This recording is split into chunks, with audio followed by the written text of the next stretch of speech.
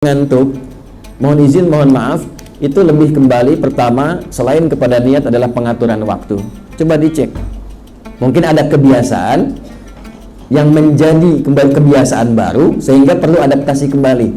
Ya, yang pertama misal belum terbiasa untuk bangun lebih awal ya dalam konteks subuh.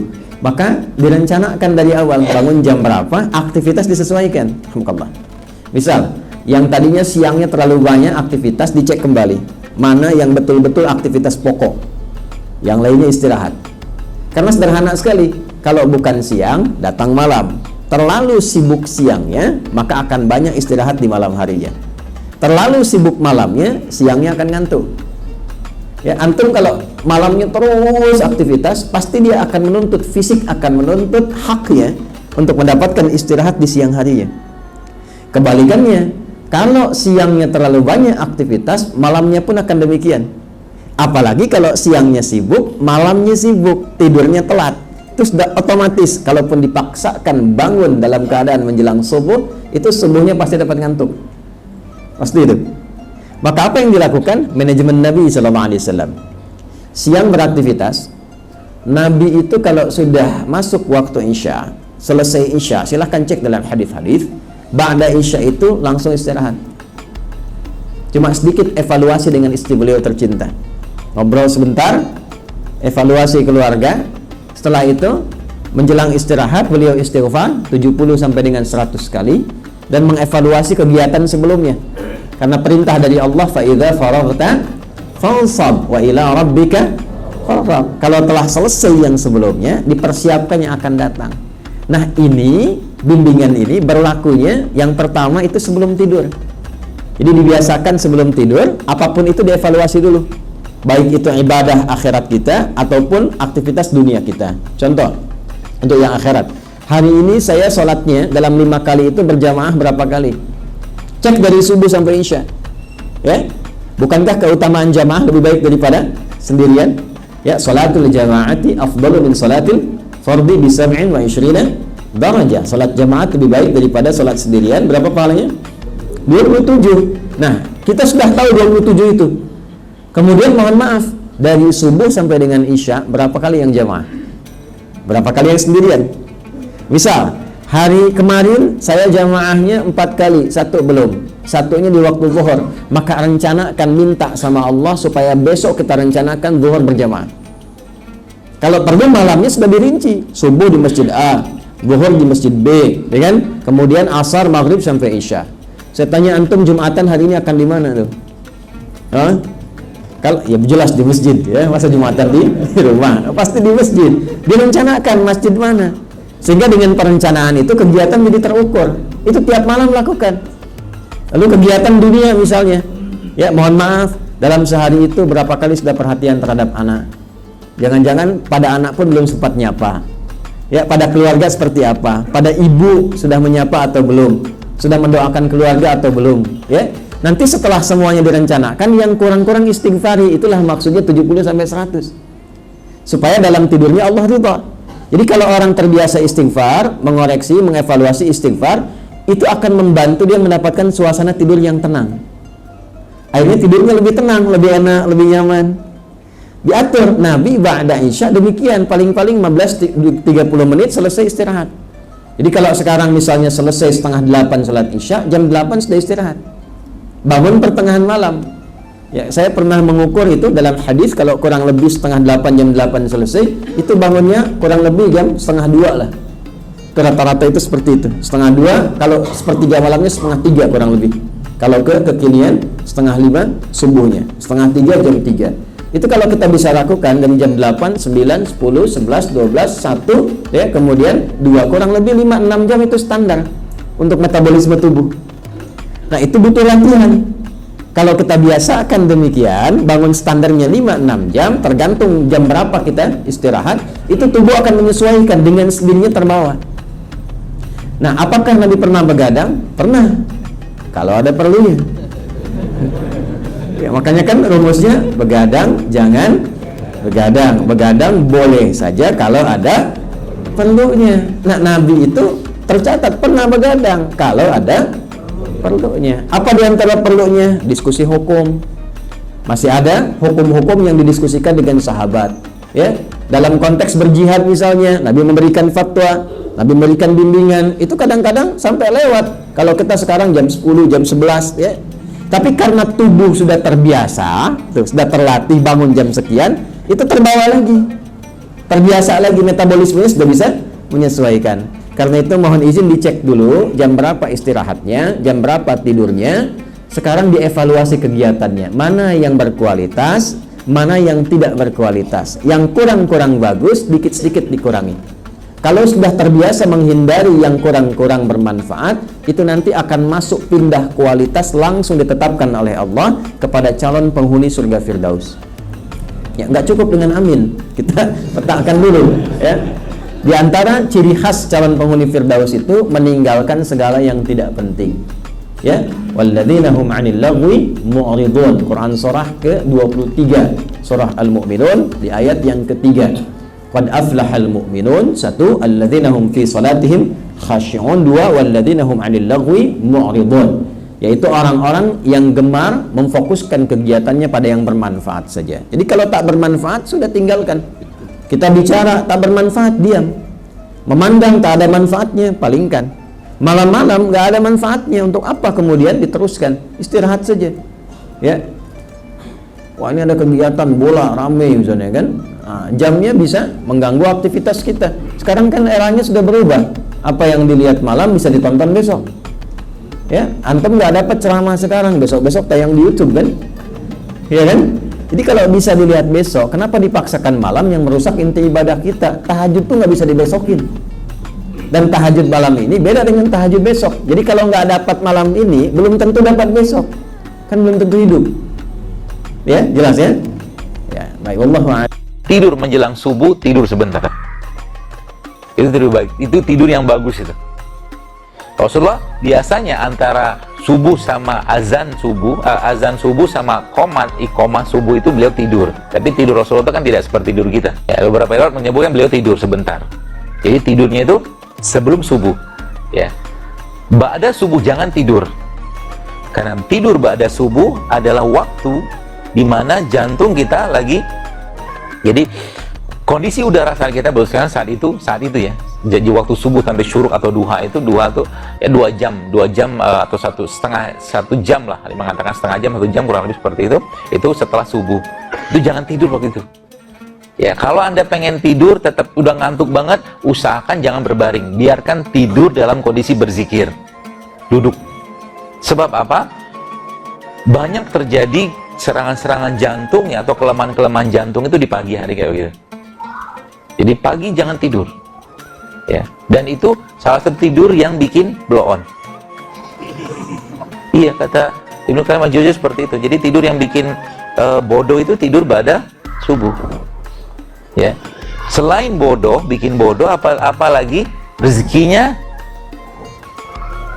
ya, dikurangi sama Allah. Kenapa? Karena malaikat waktu itu lagi sibuk-sibuknya bagi-bagi rezeki dari Allah gitu ya. Dia malah tidur. Ini kan nggak sopan namanya. Jadi kalau Anda pergi bos sekalian, jadi salah satu tipsnya saya, kalau Anda pergi musola, misalkan tuh masih dekat rumah, nah, kan ada doa malaikat di pagi hari kan, yang malaikat itu mengatakan, ya Allah berkahi orang yang bersedekah hari ini, pagi hari ini. Maka subuh itu jangan pernah kehilangan momen untuk bersedekah. Datang ke masjid bawa uang, mau 5.000, 10.000, 100.000, pokoknya kencelin ke masjid, niatkan untuk sedekah karena Allah, maka dapat doa malaikat. Ini itu dikerjakan tiap hari, nggak bisa sekali-sekali. Karena doanya itu setiap hari, gitu kan? Ba'da subuh, ya, ba'da subuh, bagusnya seperti itu. Kemudian setelah waktu syuruk masuk ya, kalau Anda bisa ketemu syuruk, sholatlah syuruk tadi.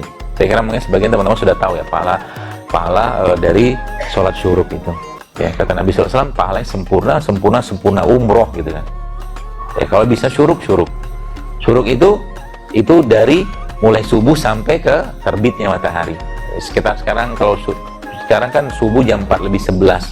Syuruk itu kurang lebih sekitar jam 5:30 lebih 10-an lah. Kurang lebih 5:40, 5:45 lah kurang lebih. Ya, sholat waktu itu. Nanti habis itu Apa yang dikerjakan? Jadi dari mulai subuh itu sampai ke syuruk ngapain? Kalau nggak zikir pagi, baca Quran. Zikir pagi itu bos sekalian, zikir yang luar biasa, yang disebutkan bahwa para ulama, saya baca di beberapa kisah-kisah itu, subhanallah, itu yang menyebabkan umat Islam waktu dipimpin oleh Sa'ad bin Abi Waqqas itu bisa memenangkan istana Makkah itu salah satunya karena zikir pagi mereka luar biasa, zikir pagi. Maka jangan pernah kehilangan momen zikir pagi itu. Kalau nih misalkan pulang atau pergi kantor misalkan ba'da subuh, nggak apa-apa di motor atau di kendaraan, tetap zikir pagi, hafalkan zikir itu, karena itulah kemenangan kita di situ. Jangan lupa zikir pagi. Ya, dan lagi saya sampaikan, ibadah itu adalah nutrisinya kolbu. Zikirnya kita sebenarnya makanan buat kolbu kita. Maka jangan lupakan zikir. Ya, apalagi di sisa-sisa di luar mungkin kita tidak ada zikir pagi petang, ya sudah berzikir biasa aja. Dan zikir itu dilafazkan, bukan di dalam hati. Dilafazkan, diucapkan, astagfirullah gitu kan. Ya tidak perlu gede-gede lah mulutnya gitu kan. Ya, cukup kita sendirian dengar gitu kan, istighfar, tasbih, tahmid, tahlil atau istighfar seperti itu ya. Baru masuk duha ya. Jadi antara subuh sama syuruk itu jangan tidur, karena memang pernah saya tulis juga bahwa itu memang waktu di mana ada satu satu bahan yang Allah turunkan atau ciptakan di udara pagi itu yang ingat saya namanya nitrik oksid atau NO, dan ini salah satu antioksidan yang paling baik. Ya, jadi subuh itu jangan tidur, nikmati limpahan rezeki dari Allah dari udara tadi, ya, subuh itu. Kemudian baru masuk ke duha. Ya, duha saya kira mungkin semua sudah paham ya. Duha yang paling baik kapan?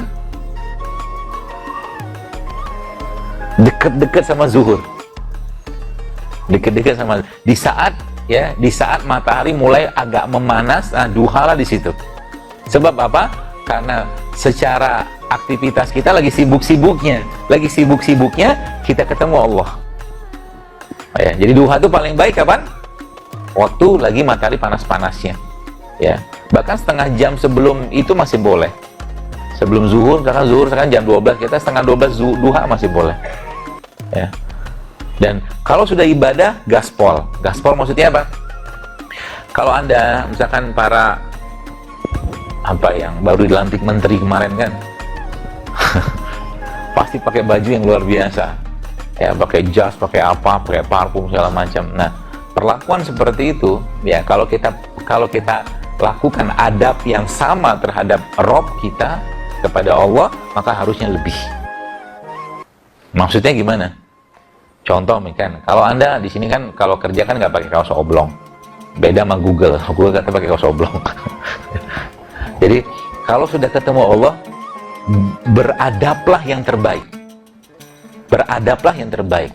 Itu bonusnya didapatnya banyak. Contoh misalkan kita bisa siapin, misalkan Anda kerja boleh pakai baju oblong, silakan. Tapi ketika ketemu Allah jangan pakai baju oblong. Bawa baju. Usaha sedikit, ikhtiar sedikit supaya apa? Supaya ketemu Allahnya lebih baik. Ya. Habis itu gimana? Nabi SAW sampaikan bahwa kalau tidak memberatkan umatku, kalau memungkinkan sekalian Anda bersiwaklah, bukan sikat gigi ya, tapi siwak. Ya. Dan siwak itu salah satu bentuk ibadah atau mungkin salah satu bentuk sunnah Nabi SAW yang sangat dicintai Allah. Ya, Allah mencintai orang-orang bersiwak. Ya, mungkin lagi wudhu itu. Jadi kalau saya pernah ngitung itu, kalau dihitung-hitung ya, kita satu hari itu kalau kita bisa rutinkan saja bersiwak, itu lebih dari 30 kali kita bersiwak. Kenapa? Kalau tidak memberatkan umatku, maka setiap habis wudhu, aku akan wajibkan mereka bersiwak. Itu yang pertama. Wudhu 5 kali sehari kan? Kalau tidak memberatkan umatku, maka setiap mau sholat, aku wajibkan mereka bersiwak 5 kali, 10 kali udah. Ini belum termasuk sholat sunnah loh. Belum termasuk sholat sunnah. Setiap mau sholat siwak, Ya, itu siwak. Dan siwak itu merupakan salah satu sunnah kenabian. Ya, sunnah Nabi. Ya, di samping ada bersiwak, kemudian cukur kumis, cukur bulu kemaluan, berbekam, sama wangi-wangian. Itu sunnah itu. Ya, jadi kalau Bapak Ibu, teman-teman sekalian di tas Anda, ya terutama yang ikhwan ya, kalau bisa tuh minimal ada 2 produk tadi tuh. Kalau nggak siwak, parfum. Mau ketemu Allah, siwakan dulu, parfuman dulu. wangi-wangi dulu, karena malaikat suka dengan wangi-wangian. Ya, seperti itu. Ana punya kebiasaan buruk di pagi hari. Setelah sholat subuh melakukan tilawah dan zikir pagi. Namun setelah itu Ana tidur lagi.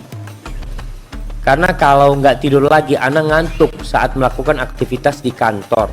Mohon nasihatnya Ustaz. Yang mau tidur setelah subuh, tidurlah setelah matahari terbit. Artinya nunggu matahari terbit, antum mau istirahat, mau 15 menit silahkan. Tapi jangan sebelum matahari terbit, karena itu termasuk waktu yang berkah jamaah. Rasul sallallahu alaihi wasallam itu duduk di tempat sholatnya selesai sholat subuh, berzikir, nggak beranjak dari sana sampai kapan? Sampai matahari terbit, baru beliau pulang. Sallallahu alaihi wasallam. Jadi usahakan seperti itu. Kemudian kalau bicara, kalau nggak tidur lagi, anak ngantuk saat melakukan aktivitas di kantor. Ini karena kebiasaan saja. Antum tinggal rubah kebiasaan antum. Ada seorang anak SMP di pesantren. Dia itu jam 3 sudah bangun sholat. Kemudian tidak tidur lagi kecuali setelah zuhur. Dia ditanya oleh seorang wartawati. Dia seorang gadis. Tanya, anti nggak ngantuk ketika di kelas? Kan anti dari jam 3 nggak tidur. Baru tidur lagi setelah zuhur.